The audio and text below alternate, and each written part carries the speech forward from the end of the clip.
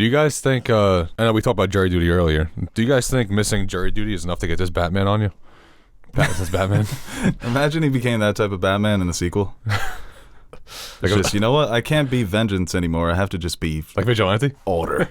Tell you what, I play a risky game every time I go to a meter. I'm like, I'll only be 5 seconds. Batman was coming out and making sure that shit's in check. He'll take that meter out and beat you with it. Putting a quarter in every time. Dude, you felt every punch in this movie. He was fucking hitting people. Can I record an intro?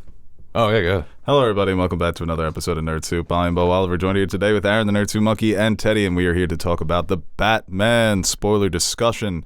Going to get into all the nitty-gritty details of this 3-hour film noir epic. I'm excited to get into this movie. There's a lot to talk about, so I'll throw it to you, Teddy, since you didn't get a chance to hop on that first review. I was into this movie from the start. At first, I wasn't too happy that they just jumped right into Batman because, you know, it's always nice seeing that, like, come up, seeing why he becomes Batman. But now I'm thinking about it, it's like, I know why he becomes Batman. So it's like, let's just skip that 20 minutes, you know? Yeah. Let's just get right into why he's Batman. And, man, Pattinson was fucking good, dude. This is the Batman that there was really no technology used with him. It was all in his brain, all of his fists. It was just something else. His acting, Pattinson is so good, dude. Yeah, I think there was a good mix of, like... He really sold it. The using his, like, resources, obviously. But, like, yeah, even with, like, the Batmobile, it wasn't, like, too high-tech. Very basic. It wasn't like the Tumbler and Batman Begins. But I think one of the things I, like, touched upon on our regular review was that I think some of that was missing. Some of, like, why... obviously, we know who Batman is. Same thing with Spider-Man. We know why they're there, but with different incarnations of the character, there could be different motivations and different reasonings why they're at this point in their life at this time. But yeah, like you said, you can kind of just piece that together. Yeah. It's like, how's he funding everything? Well, he's Bruce Wayne. You know, you don't really need to, like, go into, like, him going into have the Fox aspect of it and how he's actually getting his resources or why he's deciding to fight crime. You kind of can put that together. But didn't this one seem a little more realistic than from the Nolanverse? I feel like the Nolanverse was, like, so out of the box with this technology that it was so unbelievable. This one felt a little more grounded and a little more believable. Because what the most we saw was him use a batarang and his grapple. I mean, is that the most that we saw of his technology? Well, I like the eye camera.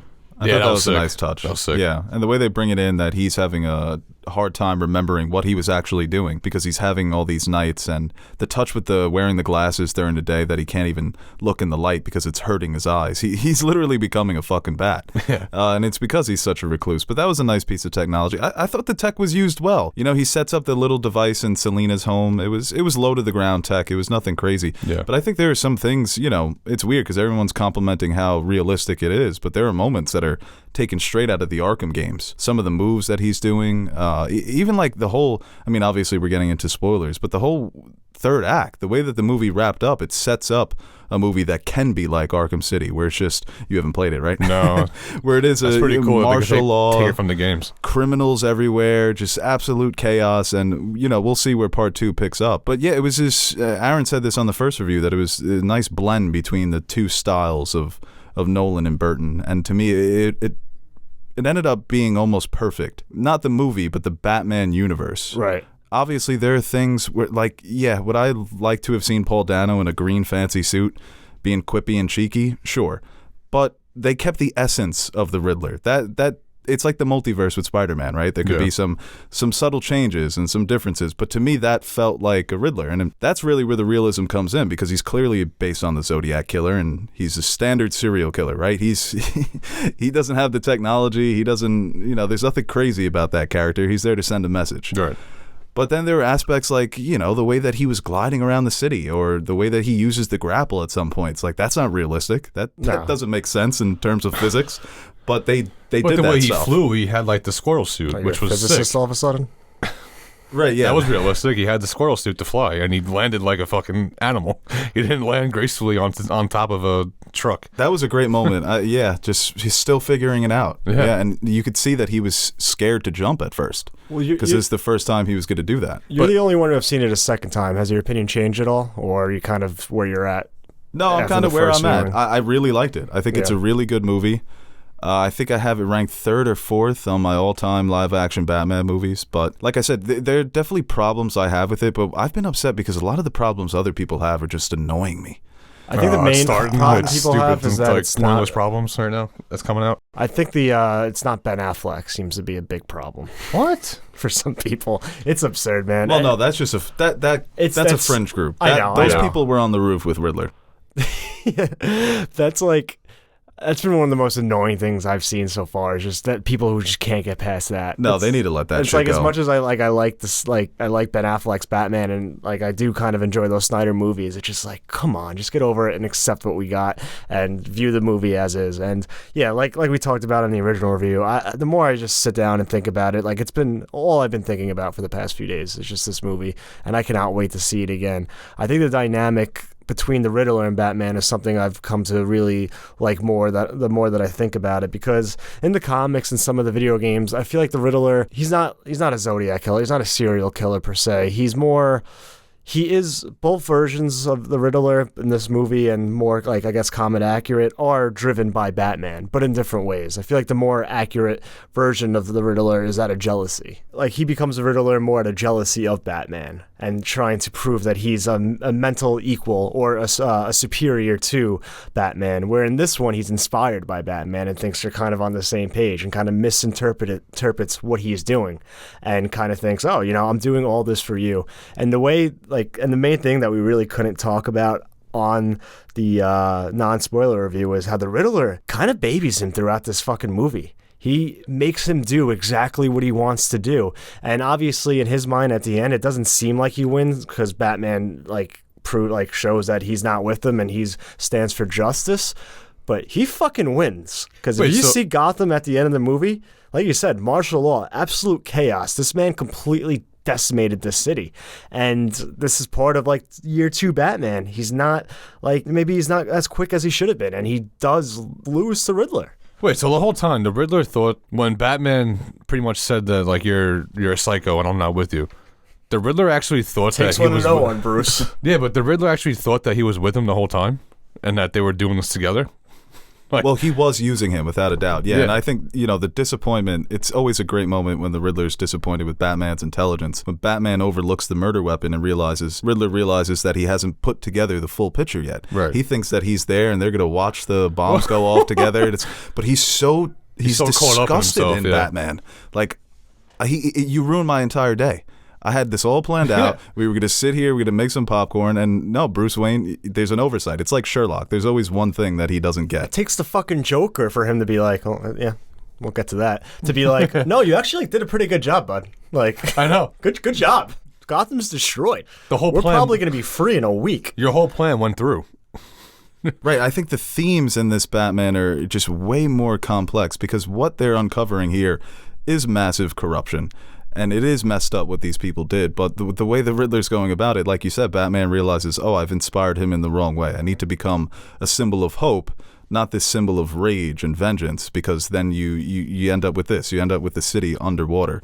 But yeah, he has the line. Batman says to Gordon, this is Riddler's game. We have no choice but to play it. Without Riddler is the one who gains all of this knowledge about the Rat, about Falcone, about Right. Penguin, about what they were all trying to cover up with the Maroni drops. So, yeah, in tandem, they do bring the Rat into the light, like he says, but it also ends with Gotham having to be, it's like a Noah's Ark situation where they have to cleanse the city. This is what happens when people are looked over and their problems aren't addressed. They resort to extreme measures.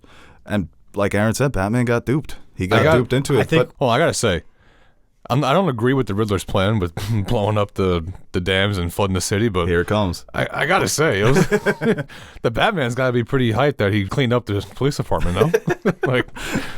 It's not his way, but no, you can make the argument that this version of Batman never fully realizes his potential without this encounter with the Riddler. Like I said, maybe there's his plan makes sense. Right, but maybe more if lies. the Riddler never uncovers this conspiracy, Batman is just trapped in this never-ending cycle of a decaying city where he's losing himself to the darkness. He's just becoming one like them. He's not doing anything to help the city. Like he says in the beginning, crime is up, drugs are up, everything's worse since I've started this. So the maybe, Riddler gives him hope. But the Riddler did give him I hope. think that's why he's, people have had problems with the performance, Paul Dano's performance. I don't know if people are split, but I've seen some criticisms of it. But I think that their relationship and what he does for Batman's arc moving forward is why he works so well as a villain. Yeah. Because with Joker, it's just, as great as Heath Ledger is, and he's still untouchable, there's not really a lesson for Batman to learn there. But for this one, it's so important for Batman's development as a character. And I think Batman's always kind of been inspired by his villains. When you look at, even going back to the comics and some of the animated movies and his relationship with the Joker, I think they very much feed off each other and work off each other in a weird, sick way. They're kind of like best friends. But the Riddler, I think this being a year 2 Batman and kind of looking at it from that perspective, him still trying to find his own, and he needs interactions like this to fully become that symbol of hope. It's something where at this point he's driven by so much rage and vengeance, where he doesn't really have that, we talked about in the spoiler-free review, he really doesn't have that separation that between Batman and Bruce Wayne yet, where it's just all consuming, where it takes over his whole entire life, and kind of he might even need this moment to realize, no, I have to be something more, I have to be more inspiring, I have to be a symbol of hope instead of this kind of symbol of fear. And I think, obviously we got to see the way the character progresses, but if that's something they fully can flesh out over the next 1 or 2 movies, I think that's an awesome place for us to start for this Batman and see him progress as it goes on. Well, and even his interaction at the end of the Riddler, when he keeps saying Bruce Wayne, and it just that kind of close up to his face and the way he's reacting to it, and I was just staring at him. I'm like, that's fucking Batman right there. And I love that scene so much because you don't know, you kind of oh, he knows who he is, but then you'd realize he kind of doesn't. But it's something where it shows just how like you said, how the city has been so unfair to people in the Riddler situation, that Bruce Wayne, the orphan, and everyone else is looking at him in his fucking penthouse no, he's not an orphan. I'm an orphan because I'm struggling and have to live with rats while he has everything handed to him. Yeah, well, he has Alfred doing a poor job of, I guess, being a father figure. That's a lot to put on Alfred, man. Yeah, he was a butler, man. Right. He's a military man turned butler. But yeah. I took this job because I had good dental. See, I think my biggest criticism of the movie, and it's not huge, I wish that the way that the conspiracy was en masse was a bit more clever. I think that a lot of it ends up, especially in the third act, where it's plot point, plot point, plot point, plot point, explosive finish, which was a great finish. Like I said, you're not always, when you make a movie, the script isn't always going to be perfect, but the fact that they focus so much on the detective elements of Batman is something, like we've said, we've always wanted to see it for years. There's, I want to count how much action is actually in the movie, because it feels like it's 2 hours and 20 minutes of them just standing in a room, and then maybe 20 minutes of action. But did it feel long? Which is though? also, that's the thing. Did it feel long? It didn't feel long to me. No, it doesn't feel long. No, because you're so invested in the mystery, because once again, it's Batman being Detective Batman. He's solving riddles. He's the smartest man in the room. He's coming up with clever responses to the questions that they're asking him. One of my favorite scenes of the movie, there's so many of them, but the hostage situation was fantastic. And you see the commitment there where Batman's not willing to run away when the timer is ticking down. He needs this answer. He wants it. He's willing to risk his life, and then he ends up in the police department, which was another great scene. I mean, is this a Saw movie? It had vibes. I mean, does Mad Reeve have any horror movies? But this is why you don't, people are complaining, oh, they should have done an R rating. You don't need the R rating. No. You can go really, really dark with the PG-13 rating. And it's almost better when you shy. Are you kidding? But when Riddler's beating somebody's head in and they move the camera to where you can't see it, when you have to imagine it yourself, that sometimes hits harder than actually seeing the violence, when you imagine the violence. Right, and I think Matt Reeves is a good enough director where he wouldn't fall into this trap, but in R rating, you can fall into a trap. It's let's overwhelm them. Where you have to do R rating? Where you have to do R rating shit? It's just because you can doesn't mean you have to. Yeah. It's you don't, like you said, sometimes the scariest thing is what's happening off screen. Dude, how scary, sorry to interrupt you, how scary was that opening 10 minutes where they're teasing that Batman may be in the shadows, he may be in the darkness, but he's not there. I'm just going to run away, though, because I'm afraid of the light in the sky. That, to me, was so intimidating. And then when he first walks out and he has that great action moment, but the way they played with this idea that he is the shadows, that he could be lurking anywhere, that he could just be right around a corner, was incredible. That's how Batman has always operated. He's Sherlock Holmes, but he's also a ninja. Dude, the fact that a random drug dealer could think that there's Batman watching him right there, that's terrifying enough. Yeah, and to just start it think on about that. Halloween night, so they're going to underestimate him. He comes out of the shadows, and this is like just some freak. Beginning of The Dark Knight, too, they have that. There's like a similar sequence. For it's like, oh, no, I'm not feeling tonight, and they kind of just go away. Right, yeah. Thing in the You got sky. a better chance of hitting the Powerball than running into him. Yeah. criticism I have is, although I loved the chemistry between Gordon and Batman, for how tight they were, I would have liked a little backstory and how they came about that. Really? Now, everyone does. The entire city doesn't know who he is, and he already has the bat symbol in the air. No, I think that they Everyone's showed that questioning some who he people know is. who he is, some people don't, obviously, and they also made it seem like Gordon and Batman have been working on the low. So when he brings them to that crime scene, you see the stares that he's getting. You can give me a little backstory on them too. But we've seen it before. I didn't mind that because I wanted to. That's a big. You just brought up a big. That's like a big thing. He's bringing him into a huge crime scene. Like, does that make sense? I guess it's. But I don't know. I just don't. I'm not hanging on it. I'm not saying it ruined the movie thing. I'm just saying I would have liked a little backstory. I've seen that a lot on the internet where it's like, oh, why didn't they establish this relationship? Yeah. Why didn't? Yeah, it's like we know Alfred and Bruce are like, we know the situation there, but there kind of is a different. But they're broken. Those two are broken right now. But They're not how they are normally. There's definitely a different relationship between this Batman and Alfred than any other live-action Batman and Alfred. Because there are points in this movie where, like, Bruce fucking hates Alfred. Yeah. Like, it seems like he seems so disconnected sometimes, like a true psychopath, where he has no emotion towards anything, and like he has no any connection to Alfred. He's just there. He's always kind of just been there, and he helps me with some of these stuff, but he doesn't thank him. He doesn't like really take him. It's kind of just this weirder relationship where I think when you do differentiate in that aspect, that maybe some little, something like in the past could help, but like you said, you can kind of just piece it together on your own. And then they have that moment in the hospital, and it's kind of like, okay, he's just been so damaged and stunted over the past few years that he really doesn't even know how to express himself in that way. Yeah, no, he's an immature Batman, I think, emotionally, obviously, and he just lets his emotions pour over. This is his crutch. He's relying on being Batman, on stalking criminals in the night. This has become his entire life. So maybe there was a better relationship between Batman and Alfred in the past, but you have to remember, he's 2 years removed from traveling the world and learning all these different fight styles, mastering all these different techniques.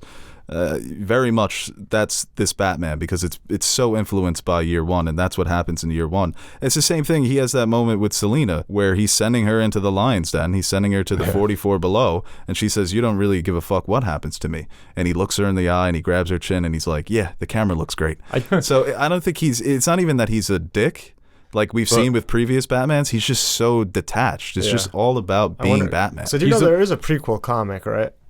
There is? To this movie? They're doing a year one, right? I believe so. So maybe like if we read that, that'll give you some better answers or get you more familiar with where they are at. You could argue that that's not the job. Like you shouldn't have a comic to help you along with this movie, but I don't think it's to that extent. It's not to that extent at all. I think a lot of it's a lot of Batman fans who are just too hyper focused on all the Batman details.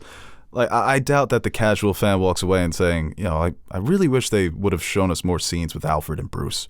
Because they know it's so common knowledge these days. Like if Robin randomly showed up, no one's going to be like, "Who's that in the green and the green mask and the red outfit?" Even though it looks like they were hinting at a possible future Robin with the mayor's son. Oh yeah, that's true.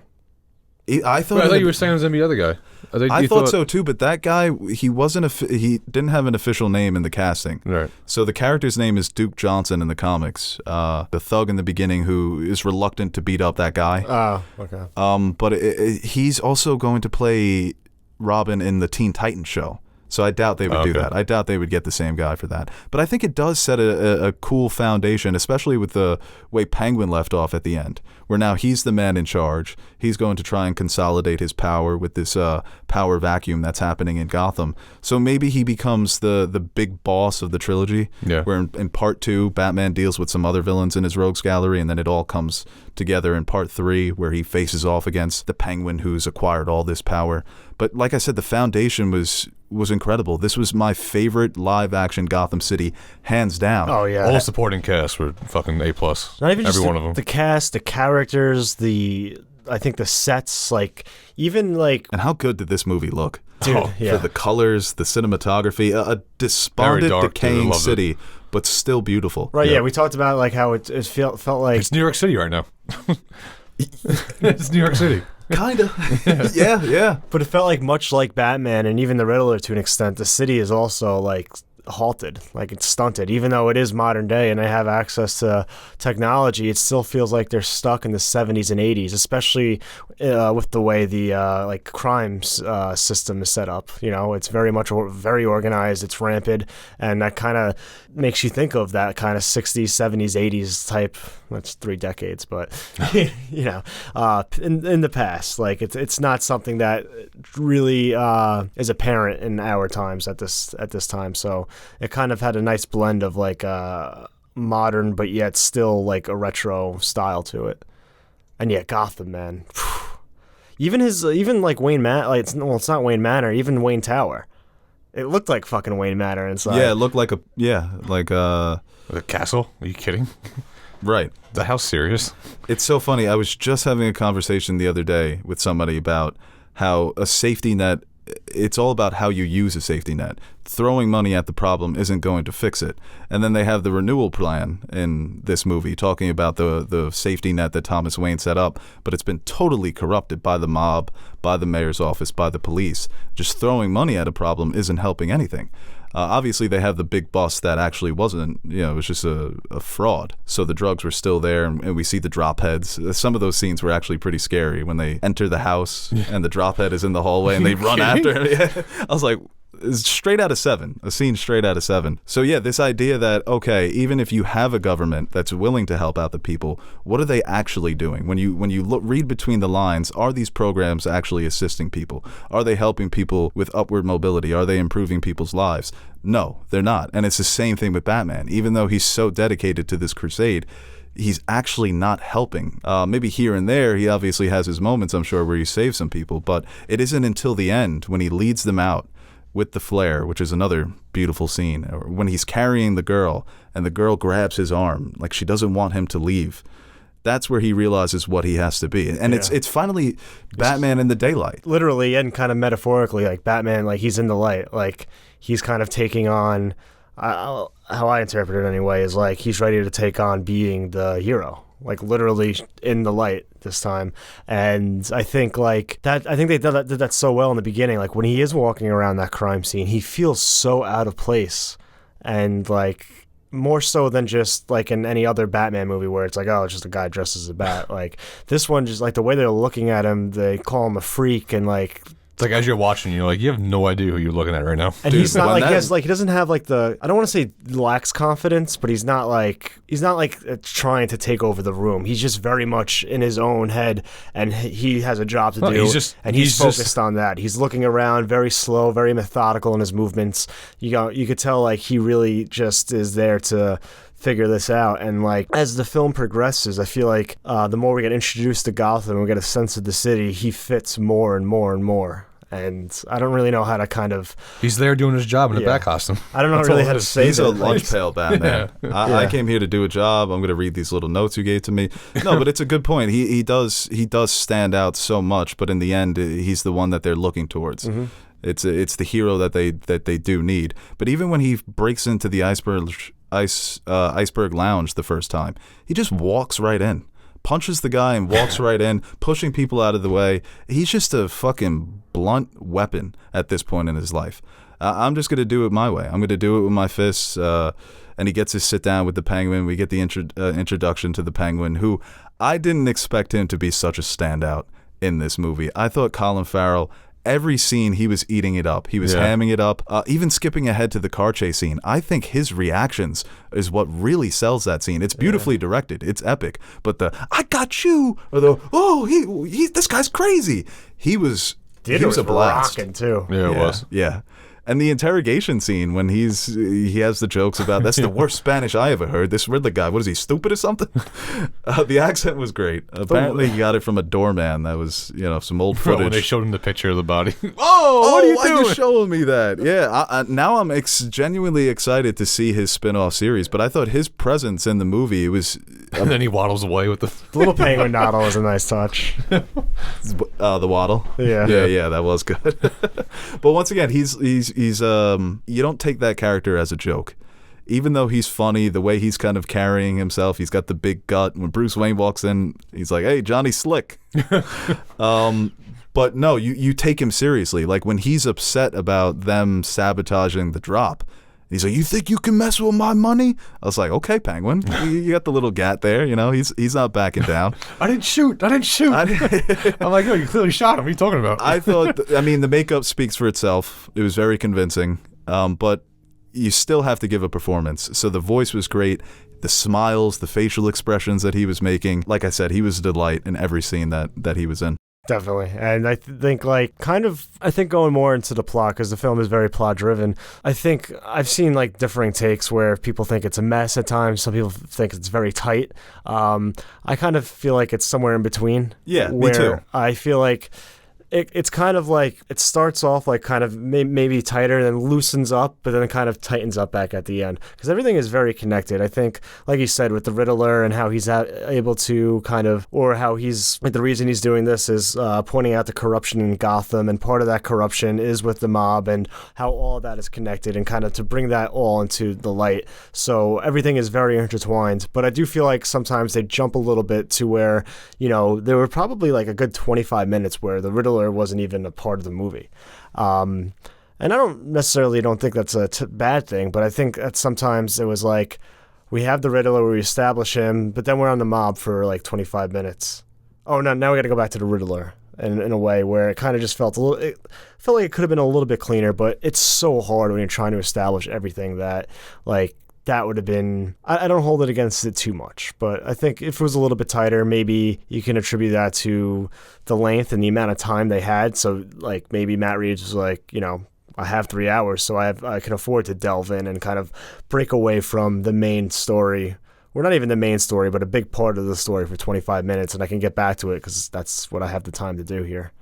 But if you don't get into that mob stuff, then it's tough to set up Penguin then. Right, no, which is good. The scenes, the back-to-back scenes that stand out to me for being a bit clumsy is when he does go to the Iceberg Lounge to confront Falcone about what the Riddler reveals about Thomas Wayne, Martha Wayne. Yeah. And then, he's totally convinced. And, he's been wondering about who killed his parents for the last how many years. So when he's hit with all that information, I can understand why he would go straight to the source. Mm-hmm. Obviously, Falcone, we can assume that he lies to him. And then it goes straight to Alfred, and Alfred tells him his version of the story, and he's like, "Oh, I love you again." So to me, that felt... The execution maybe could have been a bit cleaner with those two scenes. But I feel like when the... I guess you could have saved 10 minutes if you just go right to Alfred and you figured out the true story. I don't even think it's about saving time. I just think No, it's not about saving time for me at all. I think that just the sequence of those scenes, you have to judge a movie for what it is. So I'm just going to judge it on, it does feel a little clumsy. That's where, to me, the movie,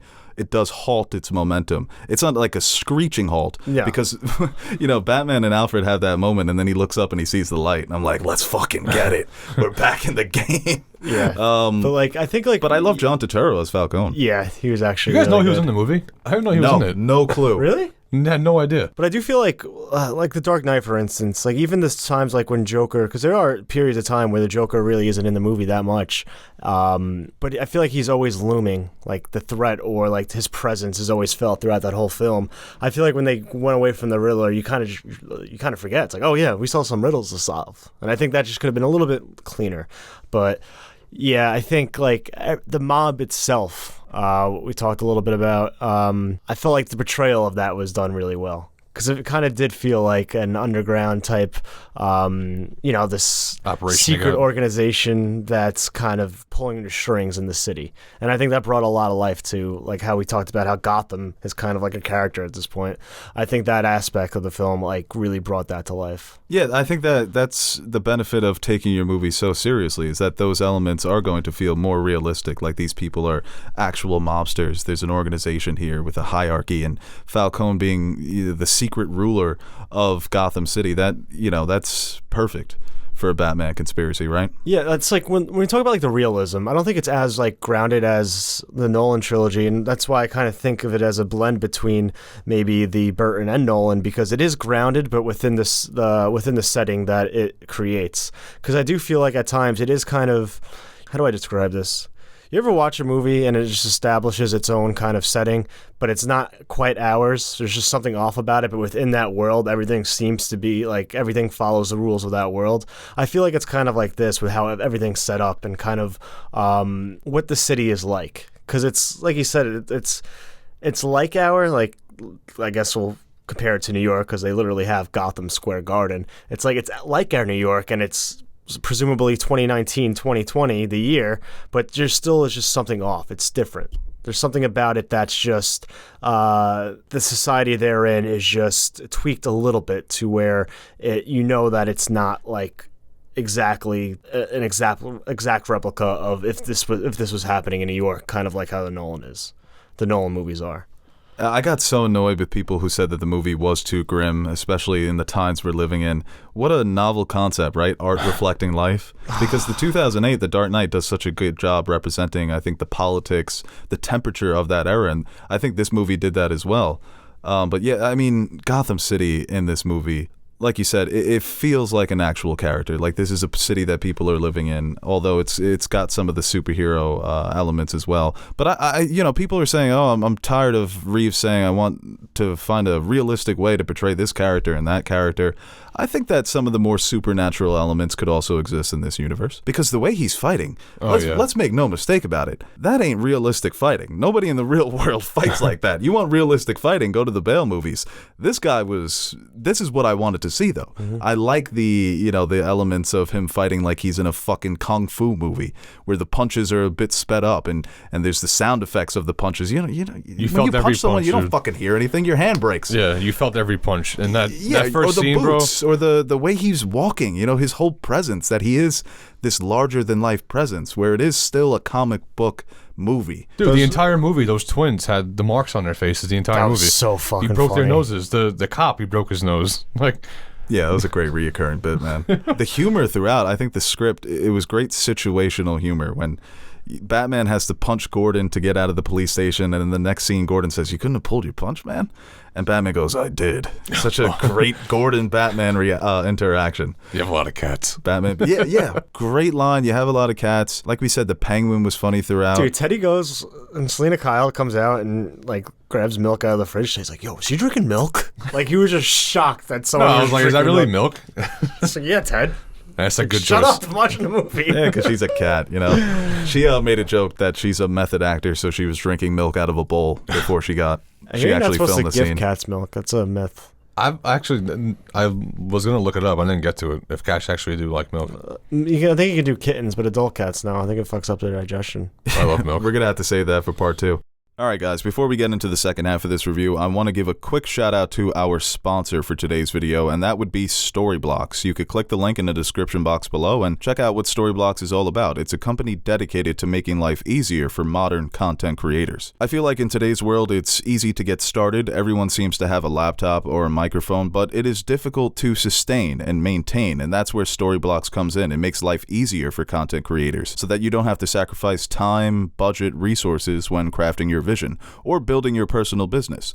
A membership to Storyblocks will give you unlimited access to their library, which features over 1 million assets, and these assets can be anything from stock footage, 4K footage, templates for Adobe Premiere and After Effects, music, images, sound effects, and so much more. If you're a content creator, I know you've been in this situation where you want a certain template for your video, a transparent background, maybe some special effects, some sound effects to give your video a more professional feel. That's where Storyblocks Box it's like an unlimited well of these types of resources to just assist you in smoothing out the edges of your work. It's all about giving creators the extra tools they need to craft their visions, to bring their visions to life. Additionally, all of these assets are royalty-free, so you can use them without any fears of your videos being flagged or taken down. They're yours, for you and your projects. So click the link in the description box below and check out Storyblocks, see what they have to offer, and maybe consider signing up for a membership. It's, like I said, it's something that we use all the time just to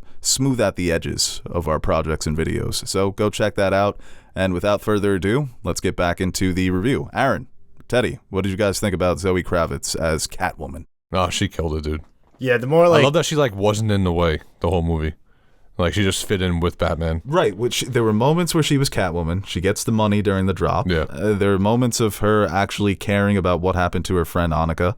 The real depth to her character. I think the plot twist of her being Falcone's daughter, it comes out of nowhere, but it's a nice surprise. Yeah. It actually works. It fits the character. There were even rumors that they had a childhood relationship. But yeah, her relationship with Batman, I think it is the best portrayal of that relationship, that it is this push and pull tug of war between them of him being just immovable in his morals and his crusade, and her being a bit more flexible. But that's why the two actors had great chemistry, and that's what you need with Batman and Catwoman. It's that first encounter where he says, "Oh, you've got some experience doing this here," and they throw hands a bit. But her action sequences are great. Yeah, I said in the first review that I love when little people kick the shit out of bigger people.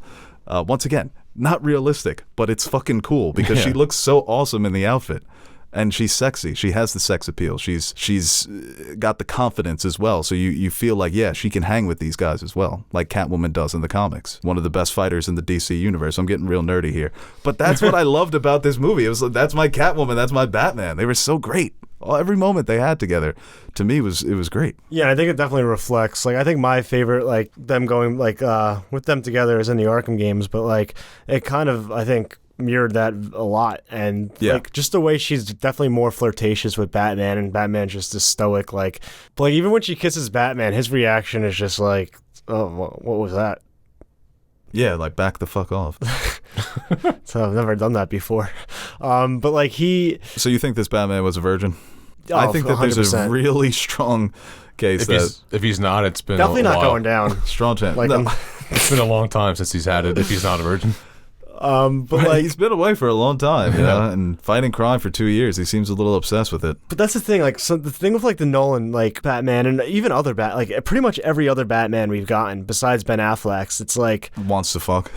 Yeah, and that's not when you really think about You see what Bruce Wayne was pulling up with the Nolanverse? Yo, in the Nolanverse, he was thrown up with wanted to fuck Rachel. It's at the end three of the day, that's finest all he honeys wants. you've ever seen in your life. Yeah. What's that All from? to make and then he's like, oh, Rachel, oh fuck, that's not me, Rachel. Oh man, I love you, Rachel. I'm sorry.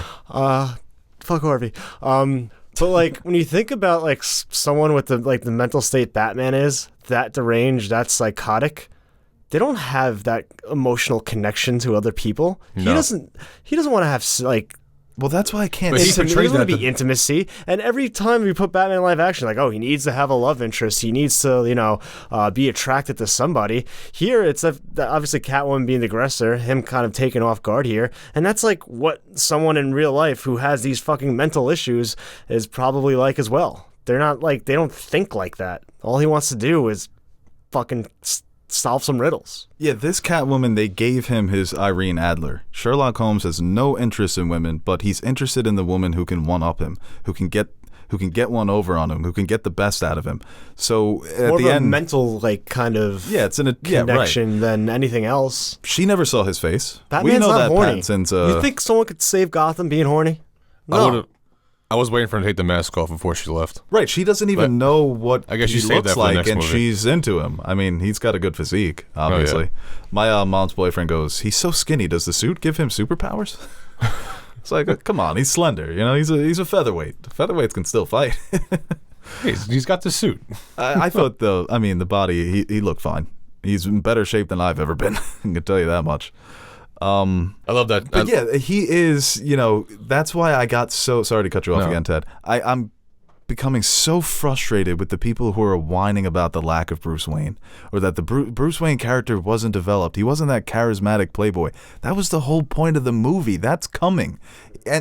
But so many people, this is also me being really nerdy, are exposing themselves who have never read a Batman comic. Because some of the comics that this movie was directly influenced by feature no Bruce Wayne. Bruce Wayne barely does anything in year one. I know. Court of Owls is Court of Owls more Bruce Wayne. But 0 Year, no Bruce Wayne. Some of the best Batman comics ever have focused on Batman. Year one, I think, when Gordon goes to Wayne Manor and he's like, he pretends that he's like drunk and like he's still trying to figure out how to be Bruce Wayne, and like I feel like he kind of figures out like, and you see that a little bit in Nolan, like the more idiotic and kind of brain dead billionaire I come off as, the least suspicion I will arise.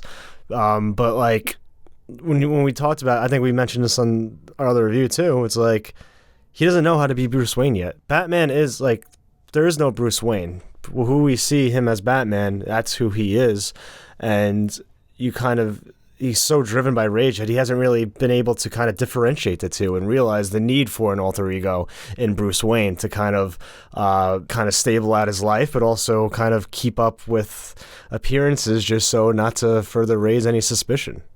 And that's something that has been inherent to that character, is him having to learn how to use that public persona, him being so stubborn, thinking that he can only change things as Batman. It's the conversation he has with the mayor, where the mayor's asking him, it's hard to reach you, I feel like you're not doing enough, and it's tongue-in-cheek, it's funny, but those are the things that he has to learn, and I think by the end of this movie, you are going to see a Bruce Wayne in possible sequels. But also, what does Bruce Wayne, the presence of Bruce Wayne, make this movie better? Because this movie is all about this conspiracy. The Riddler is a serial killer on the loose. He's trying to solve this crime. You want him pretending to... What benefit... How does that benefit the movie by having Bruce Wayne work in this story? It only works if in the beginning, if they're setting up Bruce Wayne.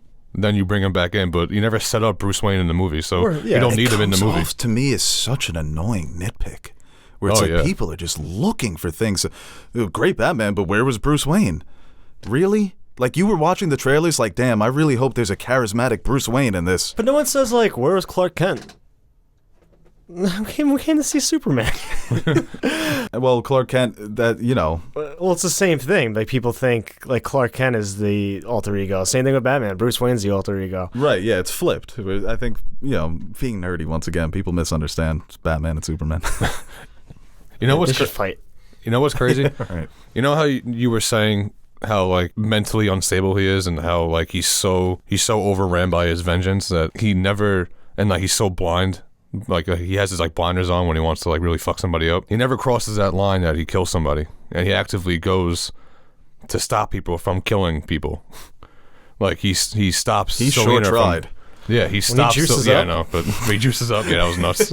But he actually stops Selena from killing Falcone. Where how much shit Falcone did to Bruce Wayne, and how he became Batman because of Falcone, and he still wanted justice to serve on him. Well, yeah, going back to the whole Bruce thing, I think it's clear, like, obviously he uses the Bruce Wayne identity to get into Falcone's place and talk to him because there is some kind of relationship there, and he's Bruce Wayne, people notice him, and he kind of has that mystique around him because you assume, much like in... Yeah, they let him in right away. It's pretty funny. You assume, like, in other versions of Batman, it's like...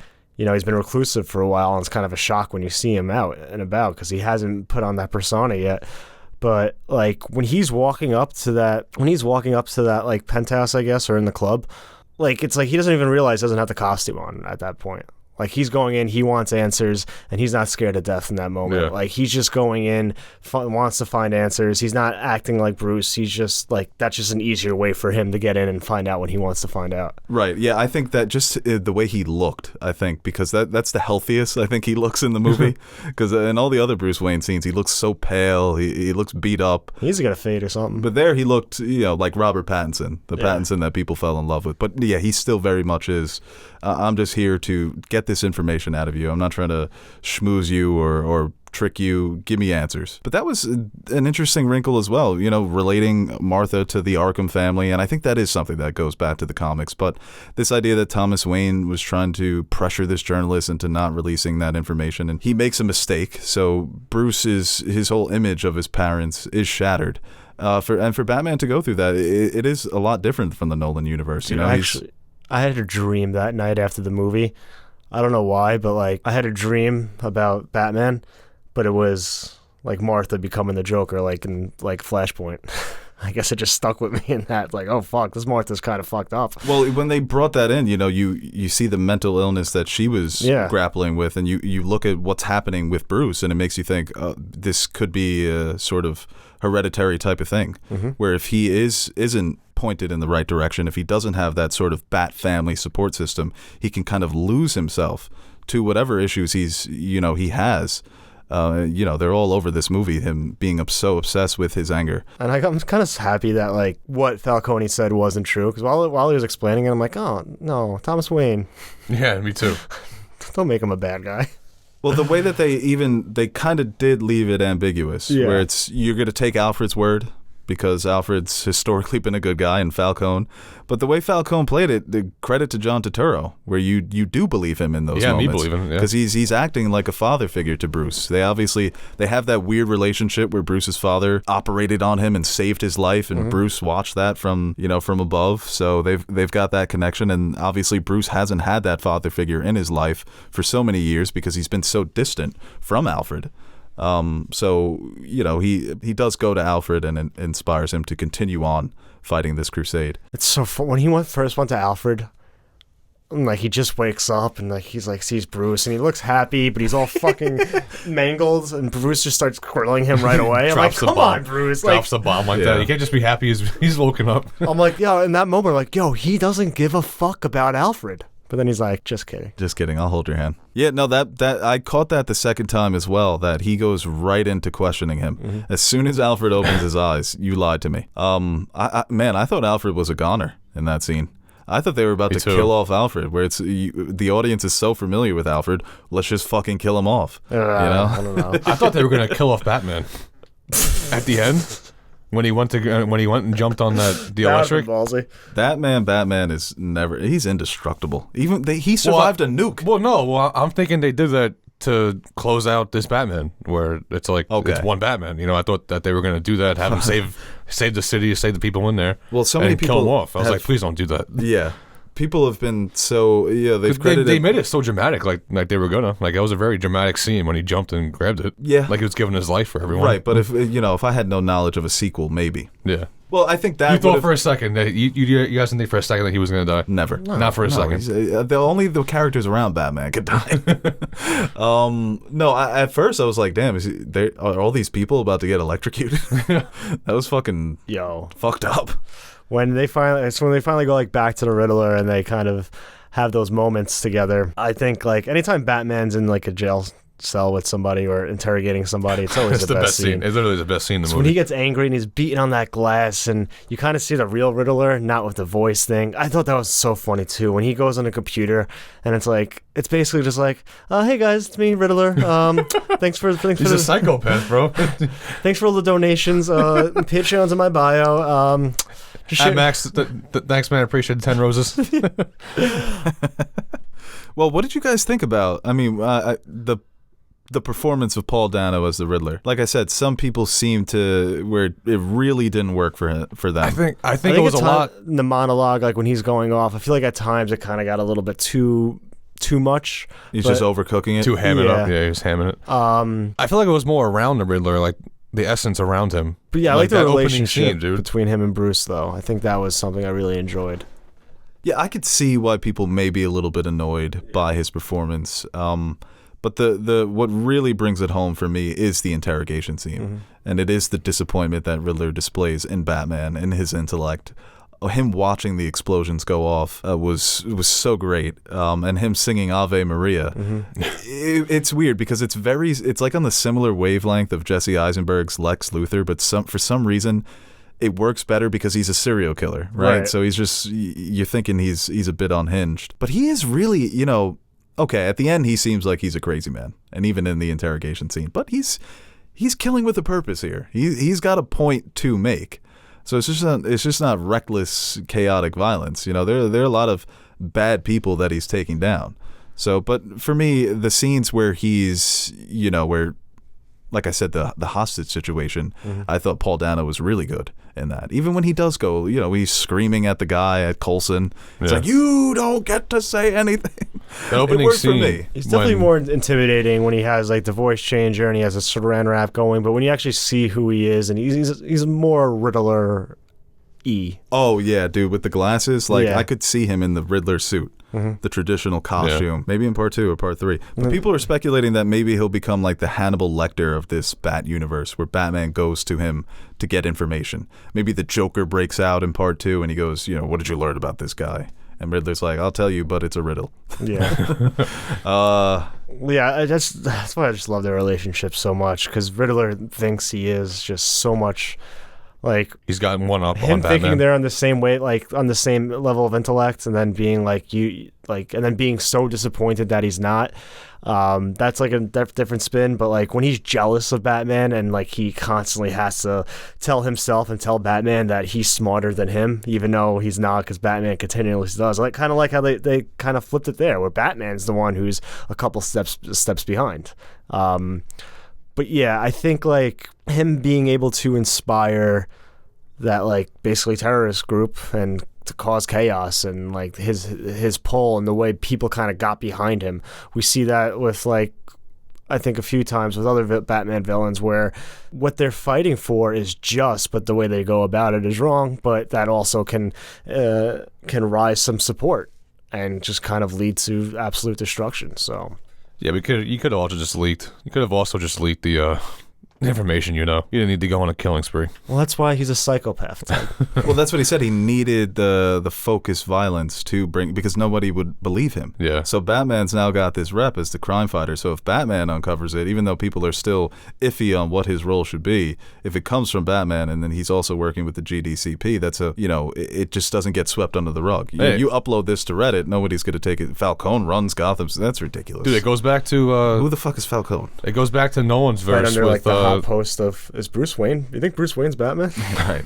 It goes back to the Nolan movies when a Joker is talking to Two-Face in the hospital. And he's like, you say one little mayor's and they get killed, and the whole city goes crazy. And I guess it is. You gotta attack the heads and make it known that more is gonna happen. Right. Well, for people to listen. I love the way that he described it too when he said focused violence, because that's how I think that they used the action throughout the movie. It was these moments of focused choreography where it was so clean, it was so aggressive and fun to watch. But like I said, most of the movie is just people in rooms standing around just trying to decipher the riddles. But yeah, they really do work in tandem, and that's why maybe the performance at times it could have been a little better, but it's the themes here are so strong. So their relationship, like we said, working in tandem to uncover this conspiracy. Without Riddler, Batman never becomes Batman. He just stays his vengeance. That was also a nice touch. That was kind of his vigilante name that people were calling him. Yeah, so no one called him Batman, huh? Right, yeah, the press kind of did. They refer to him at times. I don't know if anyone... He calls himself the Batman, which was actually great. I thought that was... he said it. I thought that was a great way for him to use it because, he says, I'm the last target, and it's all about, taking down the Batman, but it was so much more than that. He even tells him, you're not seeing the bigger picture. It's really not about you, even though you've played a role in it. Mm-hmm. Is it Joker time yet? Yeah. No, I mean, it's a spoiler review, right? Yeah. There we go. Mr. J. That threw me for a loop. And I kind of couldn't I really... got that spoiled for me. I couldn't take it all That's in. what the spoil was, huh? You said earlier. I was His frustrated for me. stupid fucking brother tweets out, my brother's going to be in the Batman. So he's Joker? Who is it? Your creepy little brother. He was, you know in Eternals, Druig? No. Did you see No, I Eternals? haven't seen Eternals yet. Okay. Ever seen a TikTok? I'm trying to think if you've seen Barry Kogan in anything. Let me look it up. He definitely has. Dude, it was a terrifying scene? Oh, yeah. All right. He, Oh, it's right here. I couldn't really Officer Stanley? appreciate that scene or like kind of decipher what was going on because I was just too busy like, whose voice is that? Whose voice is that? Whose voice is that? Because I didn't know who it was. And then I found out at the end. That was, I was not expecting that. And like, what does he say? Something about like, he said something like a clown or whatever. One day you're on top and the next day you're a clown. Then I was like, something to that.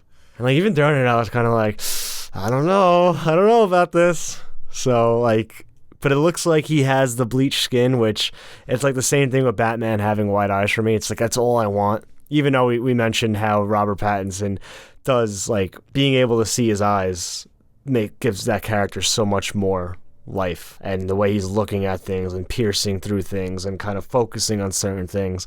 If you had just a classic Batman wide eyes, you don't get that aspect of it. It's kind of like when you have Spider-Man and Deadpool, like their eyes are able to move, like, and kind of show emotion. It does help a little, but Bro, the look, the up and down that he gives to that first cop that tries to stop him from going into the crime scene, he undressed him with that look. Like, if you ever touch me again, I probably won't do anything. I want to go to jail. But when that first happened in my head, I'm like, why are you stopping the Batman? And I'm like, oh wait, like these guys don't really know who he is, and they don't really like him. there's a bounty on him. So he was really ready to beat up all those cops. When he was like, I got you on assaulting an officer, he's like, book me on 3. Oh, at the end when he's escaping and things, like, finally. But, like, what was I saying? But yeah, about the white eye. Joker having the bleached skin. No paint. Stop with the paint. His face looked a little scarred up too. Yeah, give me acid Joker. And I wonder if he is going to be. One thing Jared Leto had, he had the acid. I hope the next movie is also 3 hours, because I also want an ensemble of villains like this one did. I'll take longer than 3. Yeah. And I wonder if it's not going to be a Joker-focused story, but he's just kind of similar to the Riddler. He's there, out and about, doing stuff. Maybe, the plan is for a trilogy, but let's stretch this out to 5. Why not? Focus. Let's just go for 10, man. Franchise it out. It could shift focus. Like, not every movie has to be this slow noir type simmering thriller. No, yeah, you can just build it up. Like, this one was the detective one. Now maybe you get into the next one. It could be like, martial law. They're trying to break all the villains out of Arkham Asylum. I got to get to fucking Arkham Asylum and beat the piss out of all these people by myself, and just have a fucking 2.5 hour, one take fucking movie of him just absolutely going through it. Dude, there's precedent. I mean, the Arkham Asylum comic, it's his rogues gallery, and he's just running around Arkham Asylum trying to uncover a conspiracy. Mm-hmm.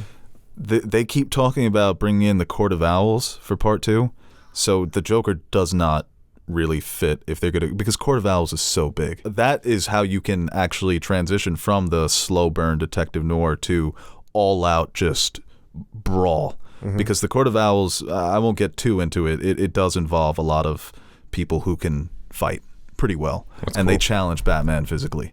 So there have been obviously theories that, I don't know if you guys saw that clip of all them talking about Court of Owls on the internet. Yeah, I did. When there's the fan theory that was suggested that Thomas Wayne and Martha were actually in charge of the Court of Owls, and they all start fanboying over it. So who knows what they're going to do. He's even talked about possibly doing Mr. Freeze.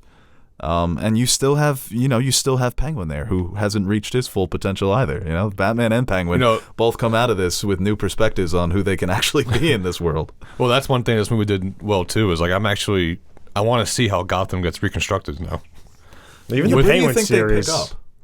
Like that's what I want. That's what I mean. Like, how do you get away from what just happened in that city? Like, to go from how down you are right now to rebuild an entire city, and you still have the mob with it too.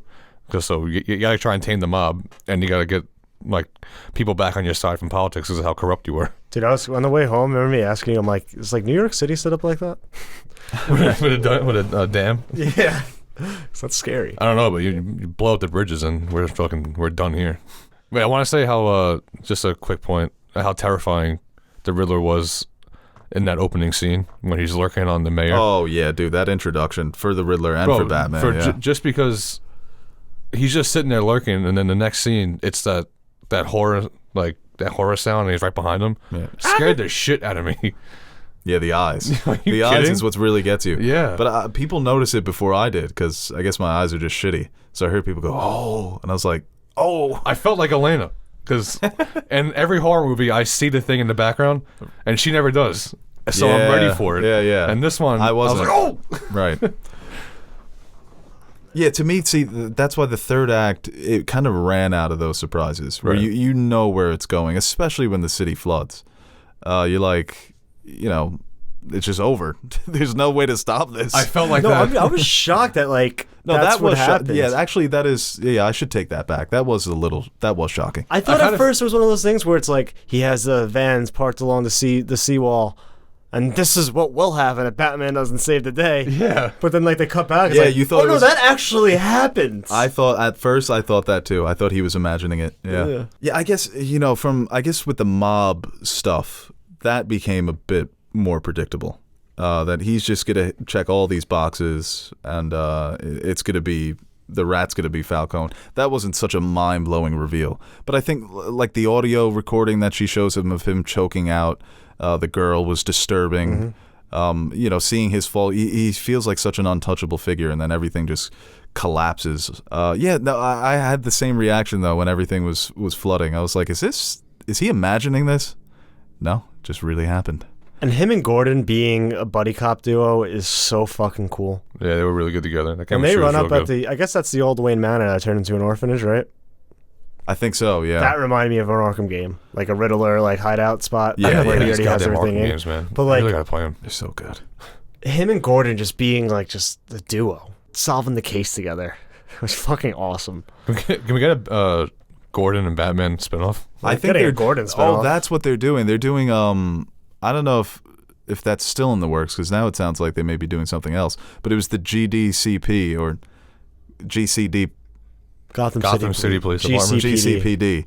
They're going to do a series on them during Batman's first year. So obviously it's going to involve Jeffrey Wright. Yeah. And it could possibly involve cameos from Pattinson, or they'll definitely mention him. They'll talk about the vigilante out there, so maybe that's what we'll see. That with how little he is in it, I guess, like, because it seems like he's in the shadows there. He's not like actually in full effect, because not everyone knows him. So I guess you can use him like that, where it's like 1 or 2 appearances, helping him out. Yeah, I think that would be really cool to see. The origins of that relationship. What's the first case that they work together where Gordon does trust Batman? Trust him enough to bring him on the case. Yeah, their relationship was so funny, man. Jeffrey Wright, the all the shit he was saying to him when Batman's like, no guns, he's like, yeah, that's your thing, man. Just let me do what I got to do here. Every time they met on the roof, the cinematography was so gorgeous. Yeah. Just overlooking that city. That's the only times it wasn't raining was when they were up on the roof. That like gold hue was the oranges and the reds. Dude, it was raining every day, every night. It rained. Right, as the great Ridley Scott said, why is it always raining in Blade Runner? Because I fucking want it to. Yeah. Because it looks fucking cool. Dude, yeah, like the look of it, the fucking score, man, that's still stuck in my head. Those like that scene, the car scene. When he makes those 2 like slow walks in the beginning, and then when he's going to Penguin's car, and that theme's playing, and you hear the boots fucking squish. It's like a fucking western. It's straight out of a western, and this is after they've established it as a horror noir. And now we're going to throw a little bit of Western vibes in it. And we'll change the theme a little bit to kind of portray that. And we'll have it a guitar riff sometimes, but then another we'll do it with a different instrument. And we'll have it softer. Then we'll have it softer and slowly build throughout the movie until it's fucking deafening. Jesus Christ, I love that. Also, the way the Batmobile screeched when he first turned it on, it was like, ah! What the fuck? And then he just stopped. Is a Batmobile alive? Everyone stopped and looked at it. Yeah, they were all like just staring at it, like, I mean, what didn't do anything. the It's like, oh, I hell? guess the engine's stalled. No, he was just waiting for. He's revving it up. Are you going to get in a car and run away, or should I just run you over? He's got to wait for the nuke to warm up. But the way that they use sound in this movie was so impressive, and it adds so much. Those are part of the elements that make it more fantastical. It's not super fantastical, but you're bringing us more into that world, giving us these visceral scenes where you feel the fear of the Penguin when Batman is approaching him because of the sound of the boots and because of the score and the rain and the orange hues in the sky. Everything, just all the elements of filmmaking were used so well to give so much great life to these scenes. Matt Reeves is becoming one of these, top tier directors where you hand him material and he's just going to his visions. I want to see. It's like Villeneuve, where I want Villeneuve to do Star Wars. I want Villeneuve to do a Bond. Now I'm like, what else can Matt Reeves do? Yeah. What other characters can he? Like actually, talented directors get a hold of some of these properties and can kind of I'm gonna get more people into the theater just by the property alone, but I'm gonna show them fucking how movies are supposed to be made.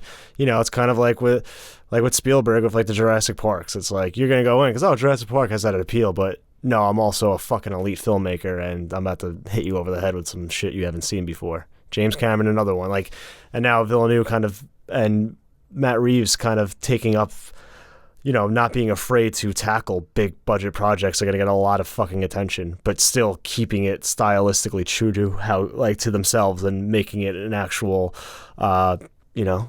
cinema is what they call it. Is Matt Reeves a comic book head? Oh, clearly. Yeah, I right? mean, in terms of directors who love the character of Batman, he loves that character the most out of anyone who's had their hands on Batman. And Pattinson said, I've never been more connected with a director in terms of our vision of what the performance should be. Right. Pattinson, the way he's talked about the character as well, he's clearly knowledgeable about it. But you have to wonder if this... I doubt it will, because Hollywood sucks, and Hollywood never learns the right lessons. But if this is proof, hey, Star Wars, Marvel, all these companies, you can go bigger. You can go 3 hours. You can make your movies slower, more cerebral, because people will come. Mm-hmm. And audiences are showing, wow, we really like this.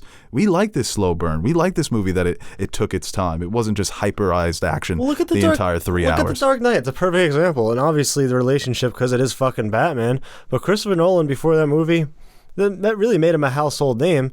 And it's because he made not only just a good Batman movie, but like maybe more casual people don't realize like why they like it so much is because he is one of the better directors working, and he's like one of the directors we talked about before. He's able to take big budget and like kind of these different projects and make them fucking amazing. And he's able to kind of show a larger audience what actual filmmaking is, and people will go to the movie theaters. Oppenheimer, if fucking, I don't know, let's say Michael Bay made, that's just a cheap shot, but anyway, you know what I'm trying to say. If Michael Bay made an Oppenheimer movie, no one's going to fucking go, but Christopher Nolan's making an Oppenheimer movie, I gotta go. And I hope it does have this. I mean, Warner Brothers, they've obviously messed up the shared universe when it comes to DC, but now I don't care. Because they've shown a willingness to give directors freedom with Denis Villeneuve with Dune, with Cary Fukunaga with No Time to Die, and now Matt Reeves with Batman. These have their signature styles all over them. There's no oversight, interference that's noticeable. Joker. I mean, obviously that's a lot of discussion around that. But like, that's in the discussion as well. Yeah. And I think at first it was, you saw Fox being more willing to do that with their Marvel properties, and then they fucking sold their company. Obviously, it looks like it's just Warner Brothers and Disney at this point. So even though I'm a big fan of the MCU, a part of me wishes, man, some of these movies, you can just let them be their own little pocket universes, And it looks like they may do that with Moon Knight. Yeah, you're going to have Peacemaker running at the same time the Batman movies are coming out. And that's fine. You could do that. Not everything has Peacemaker also reflects you don't have to them everything. willing to let James Gunn do whatever he wants. Yeah. There's no way James Gunn is getting fucking notes on Peacemaker. Just like how Matt Reeves probably didn't get any notes for this Batman movie. He wrote this too, or he was on the screenplay. Yeah, he's one of the co-writers. So for me, Warner Brothers, man, it's like all tourist filmmaking that we're seeing in big budgets. It makes me a bit more optimistic, but we'll see how Hollywood, like I said, doesn't learn any of the right lessons and continues to put out 5 more Uncharted movies. Is there anything else you guys want to talk about? We've been going for quite some time, but This might be our longest spoiler discussion yet. yeah, it's a long one. It's because I'm on it. I want, honestly, just talking about it, just the fact that we just talked about it for over an hour and like just reaffirming everything I liked about it, it's just like, oh, it might be 5 stars by the time I see it again. I'm on 4.5, but I'm also like, fuck the problems. I love Batman. Fuck the problems. Yeah, that's That's why I hate the problems weren't like problems though for you I know. guys. It's They were just like nothing little major. nitpick things. That's what I hate sometimes about this. It's like yeah, you want to be like a unbiased kind of reviewer, and like that's You're allowed to love something. No, though. I know, but like I also have the dumb side of me where it's like Batman Detective. That's 5 stars. Hey man, Spider-Man, like all 3 of my favorite Spider-Man. I love it. I think that people do need to stop differentiating between favorite and best, and that everyone just needs to accept that their version of the best should be their favorite. So if you want to give it 5 stars, I mean, a lot of people that follow this fucking channel have been giving it 5 stars. No, I'm not like really talking about that, but like most of like why I like it so much is because I have just this obsession with Batman. Right, but what I'm saying is that a lot of people out there are giving it 5 stars. So But I do think a good mark of a movie like this, if you replace Batman and keep kind of some some of the same elements of it and kind of just be a more standard detective movie with Jim Gordon and a police department trying to find the Zodiac-like killer with similar elements, similar characters, and kind of the same story, it's still a fucking very, very good movie without Batman.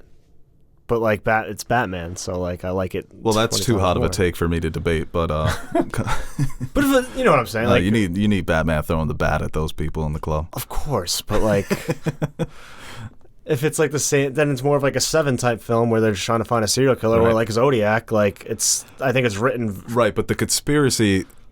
It helps because it's fucking I know is better in Seven. If we got a Seven conspiracy with the Batman stuff, then we're talking masterpiece. But that's just for me. A lot of people are calling it a masterpiece. I love it. So you wanted Kevin Spacey to show up at the end? All right, guys. That is the Nerd Soup Batman review spoiler discussion. Leave your thoughts in the comments down below. It's a spoiler discussion, so go ahead, spoil it away. I know somebody's going to complain. I went to the comment section. There were spoilers before I started listening. Well, it's in the title. Yeah, that is true. It's I don't know. People are always complaining about stuff. But we will be back, like we said, with some podcasts, some reviews. Listen, like, share, do all that stuff. Yeah. For Aaron and Teddy, I'm Bo Oliver. Peace. Later. Damn, we were making some good points in that video. Hey guys, Aaron and Nerd Soup Monkey here. Before we end this video, I want to give a quick shout out to our Patreon supporters. What can I say about you guys that I haven't already said about myself? You are the most important part of the channel and the main reason we keep going strong. Like Bo says, you keep the lights on in the fridge so the fridge is full. Or something like that. So, from everyone here at Nerd Soup, I'd like to thank you guys for your continued support. If you're interested in joining the ranks of our patron supporters, head over to patreon.com/nerdsoup and check out the rewards we offer to our patrons. We recently dropped some new stickers for you guys to check out, or you could choose a tier that will allow you to select a movie, show, or video game for us to review. We've got a full slate of fan-suggested reviews coming your way, and we're really excited about the chance to review some of those movies and shows. We've also got t-shirts, mugs, behind-the-scenes videos showing how we bring our videos to life. And once again, thank you to all our Patreon pledgers who have been supporting us throughout the years. Without you, we wouldn't be able to convert all your pledges into cryptocurrency, so thank you from my future self for making us rich.